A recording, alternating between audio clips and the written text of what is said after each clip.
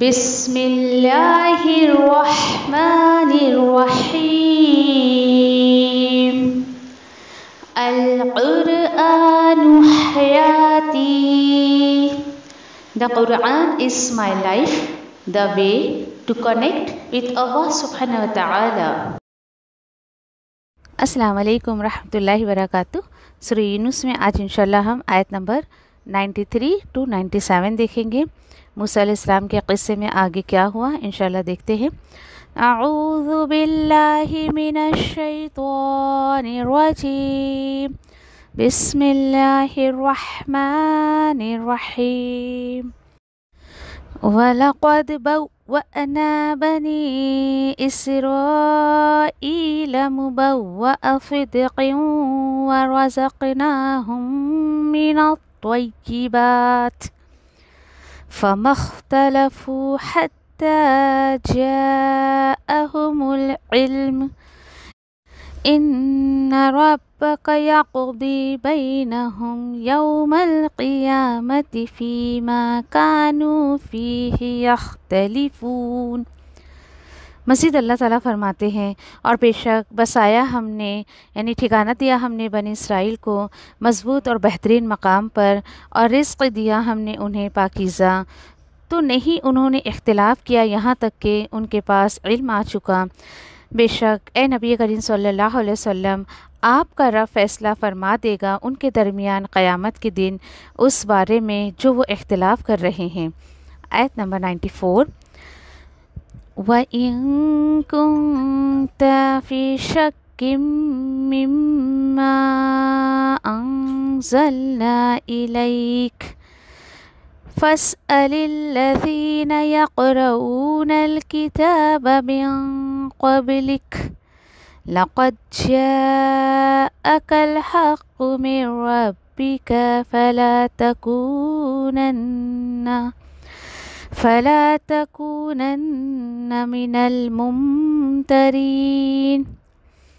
پھر اگر آپ ہو کسی شک میں اے نبی کریم صلی اللہ علیہ وسلم اس کے متعلق سے جو نازل کیا ہم نے آپ کی طرف تو ٹھیک ہے آپ پوچھ لیجئے ان لوگوں سے جو پڑھتے ہیں کتاب آپ سے پہلے. یقیناً آئے آپ کے پاس بھی آپ کے رب کی طرف سے حق آ چکا ہے تو آپ شک کرنے والوں میں سے مت ہو جائیں. آیت نمبر 95 and 96 دیکھتے ہیں انشاءاللہ. وَلَا تَكُونَنَّ مِنَ الَّذِينَ كَذَّبُوا بِآيَاتِ اللَّهِ فَتَكُونَ مِنَ الْخَاسِرِينَ. إِنَّ الَّذِينَ حَقَّتْ عَلَيْهِمْ كَلِمَةُ رَبِّكَ لَا يُؤْمِنُونَ. اللہ تعالیٰ فرماتے ہیں کہ دیکھیں اور آپ کبھی نہ ہونا ان لوگوں میں شامل جنہوں نے جھٹلا دیا اللہ کی آیتوں کو ورنہ آپ بھی نقصان اٹھانے والوں میں سے ہو جائیں گے. بے شک وہ لوگ جن پر حق ثابت ہو گیا ہے تیرے رب کے فرمان کا اور وہ بات یہ ہے کہ وہ سب ایمان نہیں لائیں گے. آیت نمبر 97. وَلَوْ جَاءَتْهُمْ كُلُّ آيَةٍ حَتَّى يَرَوُا الْعَذَابَ الْأَلِيمَ. اور چاہے آ جائے ان کے پاس کوئی بھی نشانی یہاں تک کہ وہ دیکھ لیں دردناک عذاب. یعنی اللہ تعالیٰ بتا رہے ہیں کہ پھر بھی یہ لوگ ایمان نہیں لے کر آئیں گے. سورہ یونس آیت نمبر 93 ہم دیکھتے ہیں انشاءاللہ. اور یہاں سے موسیٰ علیہ السلام کا دوسرا دور شروع ہوتا ہے اور نبی کریم صلی اللہ علیہ وسلم کو اللہ سبحانہ تعالیٰ اتنے خوبصورت طریقے سے بتا رہے ہیں کہ کوئی بات نہیں ہے نبی کریم صلی اللہ علیہ وسلم آج یہ مکہ والے آپ کو پریشان کر رہے ہیں تو یہ واقعہ سنا کر موسیٰ علیہ السلام کا اللہ کے رسول کو اللہ سبحانہ تعالیٰ بتا رہے ہیں صلی اللہ علیہ وسلم کو کہ آپ کا مدینے میں بہت وارم ویلکم ہونے والا ہے. آپ صلی اللہ علیہ وسلم کو تو نہیں پتا تھا نا کہ ایک میرے ہی شہر والے میرے ہی کٹمب اور خاندان والے میرے ساتھ یہ رویہ اختیار کریں گے اور غیر شہر والے جو میرے رشتہ دار نہیں ہے کوئی نہیں ہے وہ مجھے اتنی محبت دیں گے. بس یہ چیز خلاصہ اللہ تعالیٰ کر رہے ہیں کہ جب موسیٰ کے چنگل سے موسیٰ کے جو ہے استغفر اللہ، موسیٰ علیہ السلام کو فرعون کے جو ہے وہ وبال سے، اس کی غلامی سے موسیٰ علیہ السلام اور ان کے جو ہے وہ ساتھیوں کو، قوم کے لوگوں کو اللہ نے بچایا، تو اللہ سبحانہ تعالیٰ فرماتے ہیں وَلَقَدْ بَوَّأْنَا بَنِي إِسْرَائِيلَ مُبَوَّأَ صِدْقٍ، جی ہاں، اور کیا ملے گا وَرَزَقْنَاهُم مِّنَ الطَّيِّبَاتِ فَمَا اخْتَلَفُوا حَتَّى جَاءَهُمُ الْعِلْمُ إِنَّ رَبَّكَ يَقْضِي بَيْنَهُمْ يَوْمَ الْقِيَامَةِ فِيمَا كَانُوا فِيهِ يَخْتَلِفُونَ۔ بڑی خوبصورت طریقے سے اللہ نے کہا کہ دیکھو، فرعون کے غلامی سے یہ نکلے، اور بے شک ہم نے بسایا تھا بنی اسرائیل کو مضبوط اور بہترین مقام پر، بہت خوبصورت مقام ہم نے ان کو عطا کیا تھا، اور رزق دیا تھا انہیں ہم نے پاکیزہ، لیکن یہ تو اللہ نے عطا کیا تھا انہیں، لیکن لوگوں کا حال کیا تھا، اللہ سبحانہ تعالیٰ کے ساتھ کیا رویہ تھا؟ تو نہیں، انہوں نے اختلاف کیا یہاں تک کہ ان کے پاس علم آ چکا۔ یہ بہت بڑی حقیقت ہے۔ دیکھیے، جن لوگوں کو نالج نہیں ہوتی نا، بیچارے جن کے پاس علم نہیں ہے، کوئی ایجوکیشن نہیں ہے، وہ کبھی آپ سے نہیں جھگڑیں گے، وہ کبھی آپ سے بحث و مباحثہ نہیں کریں گے۔ ہاں ٹھیک ہے، ہمیں تو کچھ نہیں آتا، پر ٹھیک ہے آپ نے جو سکھایا ہمیں آ گیا، ایسا نا۔ علم آنے کے بعد بڑا فتنہ ہوتا ہے۔ علم آنے کے بعد لوگ اس کو فالو نہیں کرنے کے لیے اختلافات میں پڑتے ہیں، اس کو مانتے نہیں ہیں، لوگوں کے ہم رائے نہیں ہوتے ہیں، تو اللہ تعالیٰ بولتے ہیں کوئی بات نہیں، یہ جو ڈیفرینشیشن ہو رہا ہے، بے شک تیرا رب وہ فیصلہ کر دے گا ان کے درمیان قیامت کے دن، جی ہاں، اس میں جو وہ اختلاف کر رہے ہیں۔ تو کیا پتہ چلا؟ مجھے اور آپ کو دنیا میں اختلافات میں پڑھنے کے لیے یا اختلافات کے فیصلے کرنے کے لیے نہیں بھیجا گیا ہے، بلکہ اس سے بچنے کے لیے بھیجا گیا ہے۔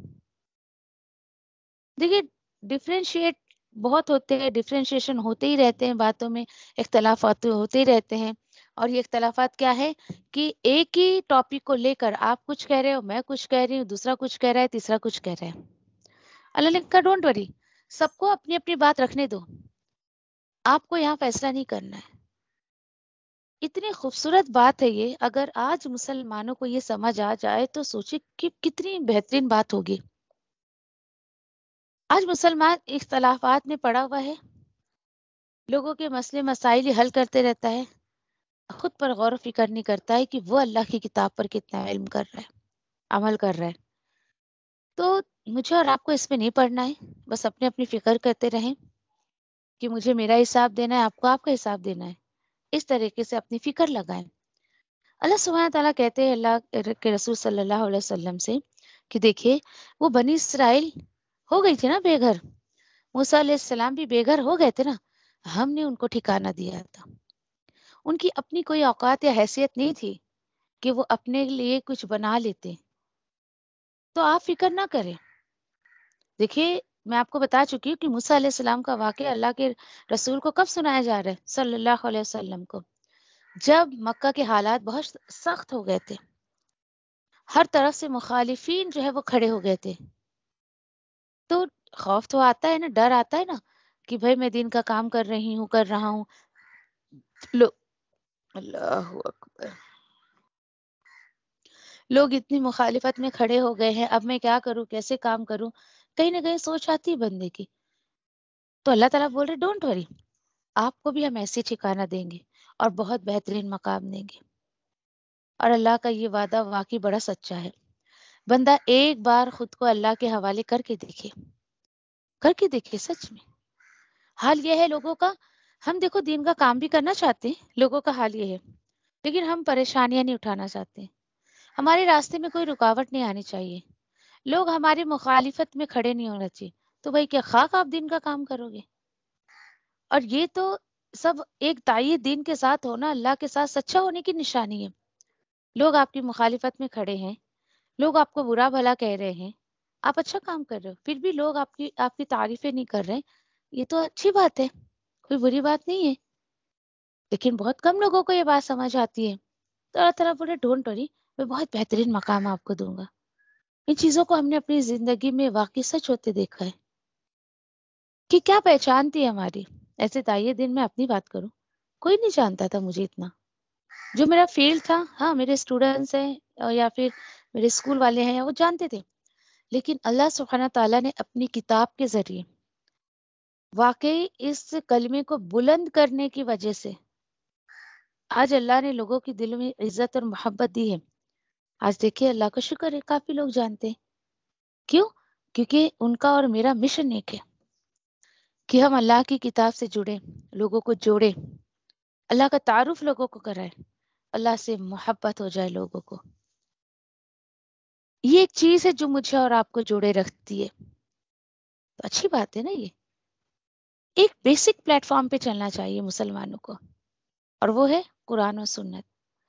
تیسری کسی چیز کا انوالومنٹ اگر دین میں ہو گیا نا، گڑبڑ وہیں سے شروع ہوتی ہے. پھر ایک ہی پلیٹ فارم پہ اگر بندہ چلتا ہے تو کہیں سے بھی یہاں وہاں نہیں ہوتا ہے وہ.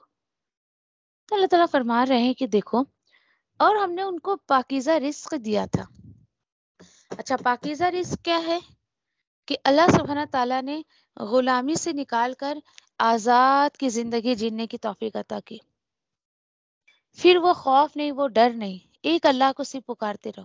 فرعون کا تمہیں کوئی خوف نہیں، کوئی ڈر نہیں. اتنا خوبصورت رسول، تورات جیسی اتنی خوبصورت کتاب اللہ نے دی جسے اللہ نے اپنے ہاتھ سے لکھا تھا.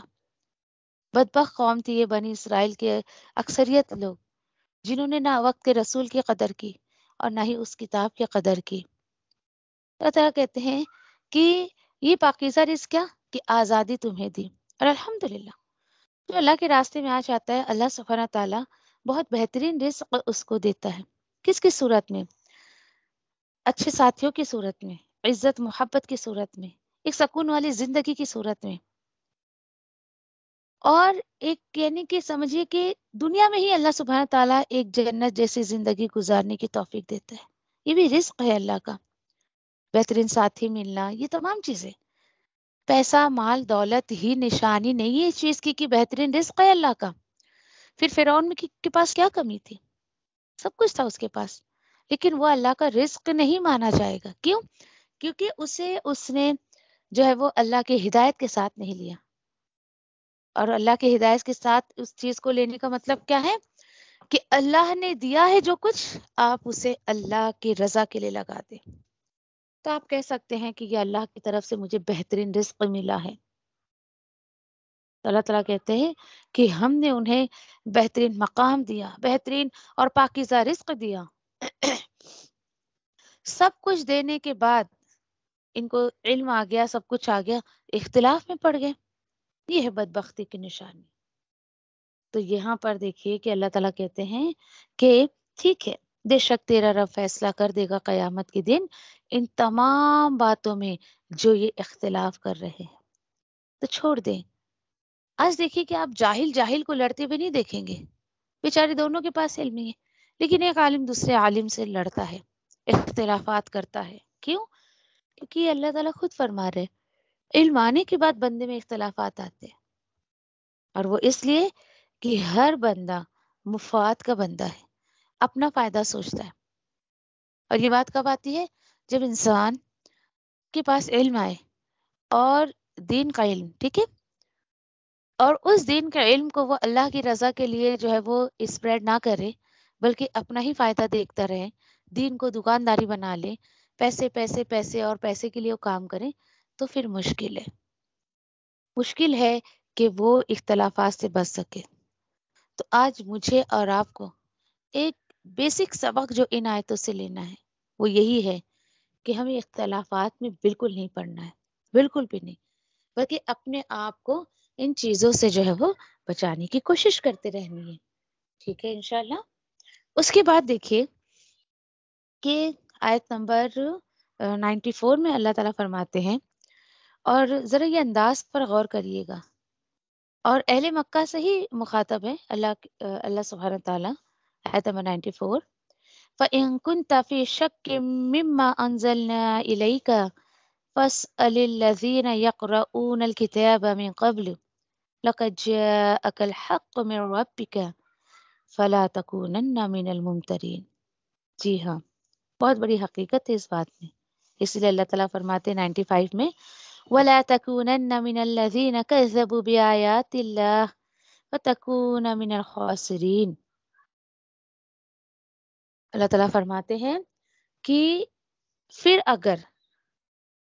اگر تم سب جو ہے وہ اگر تم شک میں ہو، کسی بھی بات کو لے کر اگر تم شک میں ہو اس کے تعلق سے جو ہم نے نازل کیا نبی کریم صلی اللہ علیہ وسلم کی طرف، تو ٹھیک ہے نا، تو پوچھ لو ان لوگوں سے جو پڑھتے ہیں کتاب تم سے پہلے، یقیناً آیا ہے تیرے پاس تیرے رب کی طرف سے حق، پھر تم شک کرنے والوں میں سے مت ہو جانا۔ تھوڑا سا عجیب لگے گا آپ کو آیت سن کے کہ بظاہر تو اگر آپ دیکھیں قرآن میں تو یہ آیتیں نبی کریم صلی اللہ علیہ وسلم کو کہی جا رہی ہے۔ یہ کنتا میں انتا کی ضمیر آپ صلی اللہ علیہ وسلم کی طرف جا رہی ہے، انزلنا الیکا کی جو ضمیر ہے آپ صلی اللہ علیہ وسلم کی طرف جا رہی ہے، فتکون الممترین یہ آپ صلی اللہ علیہ وسلم کی طرف جا رہا ہے۔ لیکن نعوذ باللہ اللہ کے رسول نے کبھی ایسا نہیں کیا کہ قرآن کو لے کر وہ شک میں پڑے۔ پھر آپ بولو گے ضرورت کیا تھی اللہ کو اس طریقے سے بات کرنے کی اللہ کے رسول صلی اللہ علیہ وسلم سے؟ تو اس کے پیچھے یہ بات ہے، دیکھیں آپ کہ آپ قرآن کا انداز دیکھ رہے ہوں گے، الحمدللہ آپ 11ویں پارے پر پہنچ چکی ہیں، تھوڑا بہت انداز آپ کو بھی سمجھ آ گیا ہوگا کہ اللہ سبحانہ تعالیٰ جب کوئی پیغام دے رہے ہیں اپنے بندے کو آپ صلی اللہ علیہ وسلم کے تھرو، تو کس کس طریقے سے اللہ نے پکارا ہے؟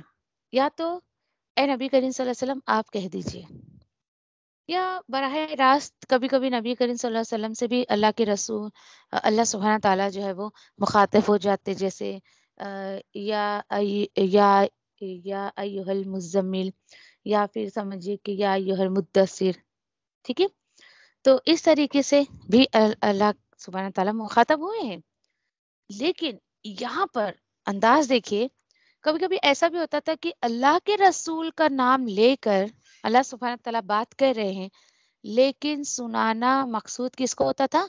مخالفین، جو اپوزٹ میں لوگ ہیں، جو مخالفت میں لوگ ہیں، ان کو سنانا مقصد ہوتا تھا اللہ سبحانہ تعالیٰ کا۔ بس یہی انداز ہے۔ مجھے امید ہے آپ کو بات سمجھ آ گئی، کہ نہ سمجھ میں آئی تو ایک ایگزامپل میں دے دوں آپ کو۔ دیکھیے فار ایگزامپل اس آیت کا انداز سمجھنے کے لیے کہ دیکھیے اللہ نہ کرے کہ آپ کے ساتھ ایسا ہو 11-12 بار پارہ پڑھنے کے بعد کہ فار ایگزامپل کہ جیسے آپ کے اور آپ کے ہسبینڈ کا جھگڑا ہو گیا، ٹھیک ہے؟ اب اتنا زیادہ آپ کے دل میں ناراضگی ہو گئی ان کے لیے کہ اب ان کو آفر بھی کرنا ہے کوئی چیز یا کھانا کھانے کے لیے، تو آپ اپنے بچوں سے کہتے ہیں کہ جاؤ اپنے ڈیڈی کو یا پاپا کو یا ابو کو بول دو آپ کھانا کھا لو۔ آپ ڈائریکٹلی کیوں نہیں بول رہے ان کو؟ کیونکہ آپ کا دل نہیں کر رہا ان سے بات کرنے کا۔ ایسے ہی نا، بس یہی انداز اٹھا کے آپ یہاں رکھ لیں۔ اللہ سبحانہ تعالیٰ پسند نہیں کر رہے ہیں کہ یہ اہل مکہ کا نام لے کر کہیں کہ سنو اہل مکہ، یہ بات ہے، میری کتاب میں شک کرتے ہو، میری کتاب کو لے کر شک میں پڑے ہو تم۔ بس وہ انداز کہ اللہ اتنا ناراض ہے ان لوگوں سے کہ اللہ سبحانہ تعالیٰ ڈائریکٹلی ان کا نام لے کر بات نہیں کر رہے ہیں، تو نبی کریم صلی اللہ علیہ وسلم سے کہہ رہے ہیں کہ اچھا سننے والے کو سمجھ آ رہا ہے کہ بھائی اللہ کے رسول نے تو ایسا کبھی نہیں کیا، یہ ہمیں سنایا جا رہا ہے۔ ہوتا ہے نا کبھی کبھی 4 لوگ بیٹھے ہیں اور جس سے جو بات کر رہا ہے دوسرے سے اس کی بات چیت نہیں ہے، تو وہ بات کر بھی رہا ہے حالانکہ کسی اور سے، وہ کہے گا مجھے ہی سنا رہا ہے، یہ میری بات چل رہی ہے ایسا۔ تو بس ان لوگوں کے لیے کہتے ہیں نا سمجھدار کو اشارہ کافی، تو یہ اہل مکہ تو سمجھ گئے تھے۔ بس اب آپ اس پوائنٹ آف ویو سے اس آیت کو واپس سے سنیے کہ اللہ کے رسول صلی اللہ علیہ وسلم سے اللہ تعالیٰ کہہ رہے ہیں کہ اگر آپ شک میں ہیں، کسی بھی شک میں ہیں آپ اس قرآن کے تعلق سے، تو ٹھیک ہے نا، جاؤ مدینے میں کچھ اہل کتاب ہیں، یہ یہودی نصارہ، ان کو بھی ہم نے کتاب دیا تھا، ان سے آپ پوچھ لیجئے، ان سے آپ پوچھ لیجئے، آپ کو شک لگ رہا ہے نا۔ اور دیکھیے کہ یہاں پر انشاءاللہ آگے ہم دیکھیں گے کہ شک جب ہوتا ہے انسان کو اور اسپیشلی کتاب کو لے کر، تو کیا کیا نقصانات وہ اٹھاتا ہے۔ اور اس کے بعد اللہ تعالیٰ کہتے ہیں کہ یقین کریں آپ، اب یقین دلایا جا رہا ہے کہ آپ کے پاس جو آپ کے رب نے دیا ہے نا یہ کتاب، یہ حق ہے، یہ سچی ہے. کس کس اعتبار سے؟ کہ یہ اللہ کی طرف سے ہے، اس میں جو باتیں ہیں وہ سچی ہے. کیوں اللہ کو ضرورت پڑی اتنا زیادہ مائنڈ سیٹ کرنے کی اللہ کے رسول صلی اللہ علیہ وسلم کی؟ کیونکہ دیکھیے انسان پر حالات پڑتے ہیں نا جب، تو اسے کچھ سمجھ نہیں آتا ہے، سچی باتیں بھی اسے جھوٹی لگتی ہے. کچھ ایسا ہی معاملہ اللہ کے رسول اور صحابہ کے ساتھ ہو رہا تھا. تسلی دی جا رہی ہے، ڈونٹ وری اللہ کے رسول، لقد جاءک الحق من ربک، آپ کے پاس جو یہ ہے نا یہ سچی کتاب ہے. اور یقین کریں فرام ڈے ون آپ میں سے جس نے بھی ایک پوائنٹ کے برابر بھی شک کے ساتھ اس کتاب کو سننا چاہا یا سمجھنا چاہا، اس نے کبھی کچھ نہیں لیا، وہ کچھ حاصل کر ہی نہیں سکتا ہے. کیوں؟ کیونکہ شک جو ہے وہ بندے کو کبھی جو ہے وہ سیدھے راستے کی طرف نہیں آنے دیتی ہے. اور اللہ تعالیٰ یقین کیا دلا رہے ہیں؟ دیکھیے یہ حق ہے، فلا تکونن، تو آپ شک کرنے والوں میں سے مت ہو جانا. یہ ہے بات. دیکھیے کیوں شک کرنے والوں میں سے مت ہو جانا؟ کیونکہ لا محالہ اس کا جو اثر ہوتا ہے، شک کا اثر کیا ہوتا ہے؟ اینڈ دیکھیے کہ ڈاؤٹ اینڈ شک اٹس اے فرسٹ اسٹیپ. یہ پہلا درجہ ہوتا ہے جب بندے کو صراط المستقیم سے اتار کر وہ جو ہے وہ غلط راستے پر لے جاتا ہے، سبیل السوء پہ لے جاتا ہے، وہ برائی کے راستے پر لے جاتا ہے. ظاہر سی بات ہے نا، دیکھیے اٹس اے فیکٹ. قرآن کو آپ ہدایت کی نیت سے نہیں پڑھو گے، آپ اس کو شک کے دل سے پڑھو گے تو آپ کبھی ہدایت نہیں لے سکتے اس سے، کبھی بھی نہیں، بالکل ہی نہیں. اور اس کے بعد دیکھیے کہ کئی مقام پر آپ نے یہ پڑھا ہوگا نا کہ اللہ سبحانہ تعالیٰ جو ہے وہ چاہتے تو سب کو ایمان دے دیتے، سب کو جو ہے وہ سب ایک ہی راستے پر چلتے، اور اللہ نے کیوں یہ معاملہ نہیں کیا؟ کیونکہ اللہ تعالیٰ کہتے ہیں کہ اٹس مائی سسٹم، یہ میرا سسٹم ہے کہ جب بندہ خود تڑپ نہیں رکھتا ہے نا تو میں اسے ہدایت نہیں دیتا. اور پھر بھائی جو کچھ سب کو ملا ہے تو کیوں ملا ہے؟ لِيَبْلُوَكُمْ أَيُّكُمْ أَحْسَنُ عَمَلًا، تاکہ اللہ آزمائے، جو اللہ نے تمہیں دیا ہے اس میں اللہ تمہاری آزمائش کرے. تو ٹھیک ہے، دیکھیں آپ ذرا، تو جس کو جو کچھ بھی ملا ہے وہ سب آزمائش کے لیے ملا ہے. اب کوئی اس کو اللہ کی ہدایت کے ساتھ لے لیتا ہے اور کوئی شک میں پڑھ کے سب اپنا جو ہے ختم کر دیتا ہے. اسی لیے اگلی آیتوں میں اللہ تعالیٰ فرماتے ہیں اور آپ کبھی بھی ان لوگوں کے جیسے مت ہو جانا جنہوں نے جھٹلایا اللہ کی آیتوں کو. تو کیا ہوگا؟ اس کا اثر یہ ہوگا کہ پھر تم ہو جاؤ گے نقصان اٹھانے والوں میں سے. سوچے ذرا، فرسٹ اسٹیپ بندہ جب شک کرتا ہے اس کا دوسرا درجہ ہوتا ہے کذبو، ڈینائی کرنا. پھر وہ ہر چیز کو جھٹلانے لگتا ہے، اپنے حساب سے دین نکالتا ہے، اپنے نفس کے دین کو فالو کرتا ہے. شک ہے نا اس کو. اور ہوتے ہوتے جب ایک بندہ جھٹلانے لگتا ہے، اس کے سامنے حق ظاہر ہے، آیتیں ظاہر ہے، اللہ رسول کی باتیں ظاہر ہے، لیکن وہ نہیں مانتا ہے ضد کی وجہ سے، باپ دادا کے کلچر کی وجہ سے، یا سماج میں اپنے اسٹیٹس کی وجہ سے، تو اس کا نیکسٹ نتیجہ یہ ہوتا ہے کہ پھر وہ نقصان اٹھانے والوں میں سے ہو جاتا ہے. اور وہ کس چیز کا نقصان ہوتا ہے؟ یہ آخرت کا نقصان ہوتا ہے. جی ہاں، سوچے، دعا کرے اللہ ایسے لوگوں میں شامل نہ کرے. یہ بہت بڑی بدبختی کی نشانی ہے کہ کس طریقے سے لوگ جو ہے اللہ کی آیتوں کو چھٹلاتے ہیں، ہدایت کے راستے سے ہٹ جاتے ہیں. اور دیکھیے جو ہدایت کے راستے سے ہٹا تو اسے کیا فرق پڑتا ہے؟ وہ کسی چیز کو مانے نہیں مانے، اسے کیا پڑے کہ اللہ میرا راضی ہوتا ہے یا ناراض ہوتا ہے؟ کبھی بھی نہیں، اسے کچھ فرق نہیں پڑتا ہے. سوچے. اب اسی کے لیے اب ایسے لوگوں کے بارے میں اللہ تعالیٰ فرماتے ہیں کہ کیسے لوگ ہیں یہ. سبحانہ تعالیٰ نے آیت نمبر 96 اور 97 میں فرمایا کہ ان الذین حقت علیہم کلمات ربک لا یؤمنون ولو جاءتهم کل آیت حتی یروا العذاب العلیم، بے شک وہ لوگ حق ثابت ہوا جن پر تیرے رب کا فرمان، تیرے رب کی بات، اور وہ بات کیا تھی؟ نہیں وہ ایمان لائیں گے، ہوتے ہوتے شک کیا بندے نے، جھٹلایا، خسارے میں پڑ گیا، ہوتے ہوتے آخری نتیجہ جو نکلتا ہے لا یؤمنون کا، اتنے بدبخت لوگ ہیں یہ، اللہ تعالیٰ بول رہے اب یہ ایمان نہیں لائیں گے۔ یہ ہے اللہ کا سسٹم۔ جی ہاں، کیسے؟ کئی مقام پر ہم نے پڑھا ہے نا کہ اسپیشلی سورہ نساء میں، اگر میں غلطی نہیں کر رہی ہوں تو، کہ جہاں جو پلٹنا چاہتا ہے اللہ اسے اسی طرح پلٹا دیتا ہے۔ اور کتنی بڑی حقیقت ہے، دیکھے انہوں نے چوز نہیں کیا کہ یہ جو ہے ہدایت کے راستے پر چلے، تو اللہ سبحانہ تعالیٰ نے بھی انہیں ہدایت کے پٹری سے اتار دیا۔ اتار کیا دیا؟ انہیں چڑھایا ہی نہیں اس پٹری پر۔ اور جب ایک بندہ ہدایت پر چلتا ہے نا، چلتے رہتا ہے چلتے رہتا ہے چلتے رہتا ہے، ہدایت کی پٹری سے کب اترتا ہے وہ؟ جب اللہ پہ اس کے توکل کا جو ہے وہ لیول لو ہوتا ہے۔ جیسے فار ایگزامپل، آپ اگر ڈرائیو کر رہے ہیں، آپ میں سے جو ڈرائیو کرتے ہیں گے وہ سمجھ سکتے ہیں کہ جب آپ ہائی وے پر چل رہے ہیں، آپ کی بہت زیادہ اسپیڈ ہے اسپیڈ چلا رہے ہیں، آپ اسپیڈ سے اپنی گاڑی کو چلا رہے ہیں، لیکن جب آپ تھوڑا سا سروس روڈ پر آتے تو اسپیڈ کم تو کرنی پڑتی ہے نا آپ کو، آپ چاہ کر بھی وہاں اسپیڈ میں نہیں چل سکتے۔ آپ کو اپنی، جہاں آپ ہائی وے پہ 60-70 پر چل رہے تھے اسپیڈ لیول، آپ کو 30 پر تو آنا ہی پڑتا ہے۔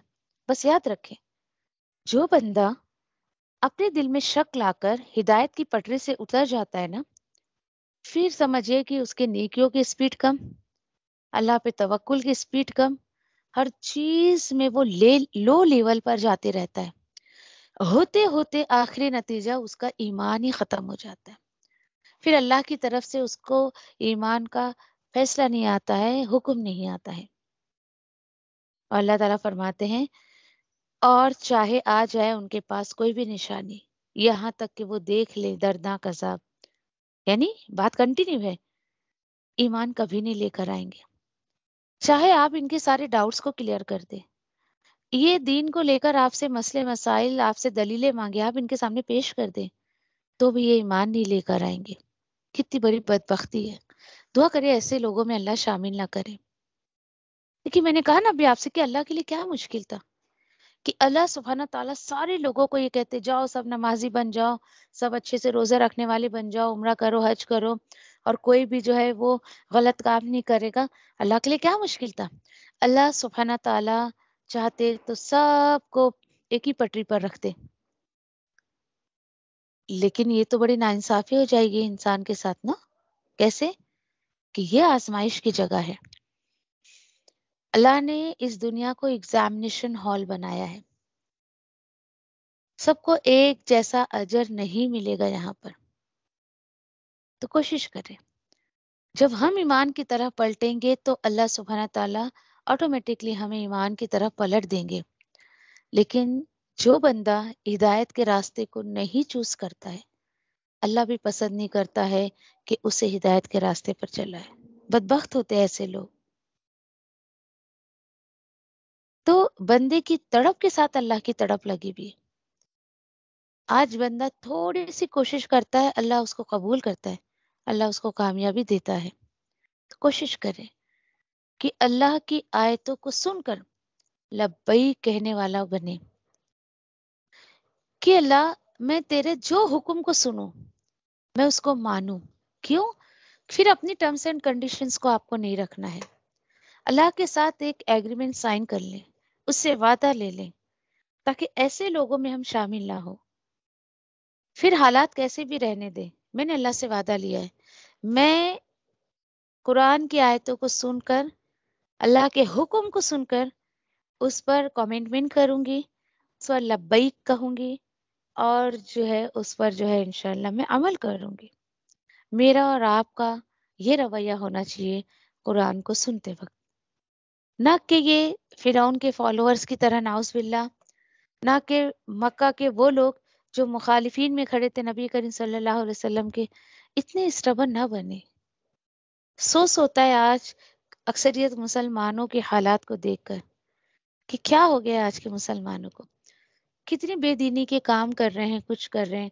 اب دیکھیے مہینہ جو آیا ہے رجب کا، کتنی من گھڑت باتیں پھیلائی جا رہی ہے، یہ کر لیں، روزہ رکھ لیں، وظیفے کر لیں، جبکہ اس کی کوئی حقیقت نہیں ہے۔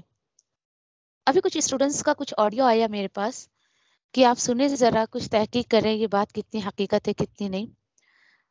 اور سچ مانیے کہ اگر یہ اللہ کے کلام کا علم اللہ مجھے نہیں دیتا تو میں بھی کہیں نہ کہیں ان وظائف میں اور ان روزوں میں اور بیکار کے چکروں میں پڑی ہوتی، کیونکہ وہ عورت بولنے والی، وہ اسپیکر جو ہے اس میں اتنے دعوے سے اس بات کو کہہ رہی ہے کہ اللہ نے قرآن میں فرمایا ہے، اے نبی کریم صلی اللہ علیہ وسلم، رجب کا مہینہ دیکھے میں نے کیسے خاص کیا ہے، اور یہ مہینہ ایسا اور وہ مہینہ ویسا ہے۔ ہم نے تو پورے قرآن میں دا ورڈ رجب بھی نہیں پڑھا۔ اب آپ سوچیں ذرا، اتنا بڑا جھوٹ، یہ ہے اللہ پہ جھوٹ باندھنا۔ لوگ اللہ پہ اس طریقے سے جو ہے وہ جھوٹ باندھتے ہیں، سوچے ذرا اب آپ، کتنے لوگوں نے، خیر چلیے اللہ نے ان کے سینے کو کھولا، ان کے دل کو کھولا اور انہوں نے تحقیق کری۔ یہ تو سوچے آپ ذرا، کہیں گے اگر نیکی تو ہے، لیکن اللہ اور اس کے رسول کا نام لے کر جھوٹی باتیں پھیلانا، ایسے لوگ بھی جہنمی ہے، یہ اللہ کا وعدہ ہے۔ وہ عورت سوچ رہی کہ بھائی میں بڑا نیکی کا کام کر رہی ہوں اور مجھے نام نہیں پتا اس اسپیکر کا، کیونکہ اس میں کہیں بھی نام نہیں شو کیا ہے، لیکن جو بھی ہے اللہ اس کو صحیح دین سمجھنے کی توفیق عطا کرے۔ کیسے لوگ بغیر تحقیق کے اور جھوٹی باتیں پھیلا دیتے ہیں، ایسے لوگوں سے بچنے کی کوشش کریں۔ یہ دھوکے کی جگہ ہے، دنیا حیات یہ کیا ہے، غرور کی جگہ ہے، دھوکے کی جگہ ہے۔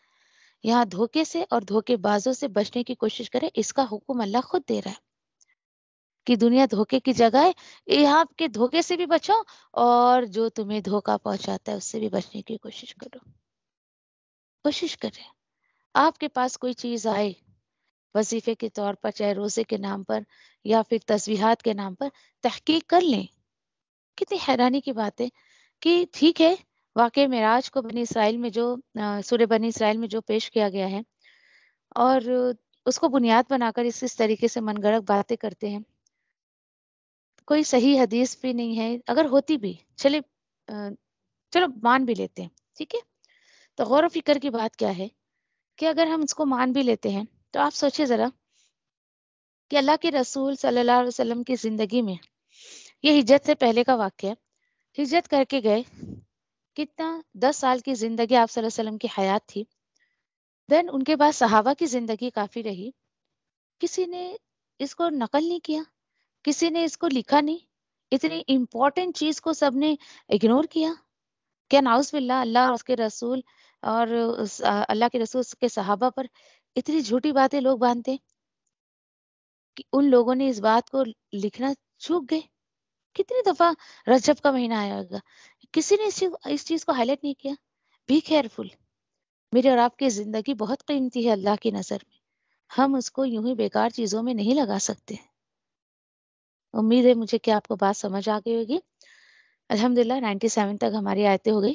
سبحان اللہ و بحمدہ، سبحانک اللہم و بحمدک، نشہد ان لا الہ الا انت، نستغفرک و نتوب الیک۔ ربنا تقبل منا انک انت السمیع العلیم وتب علینا انک انت التواب الرحیم، آمین یا رب العالمین۔ جزاکم اللہ خیر، السلام علیکم و رحمۃ اللہ وبرکاتہ۔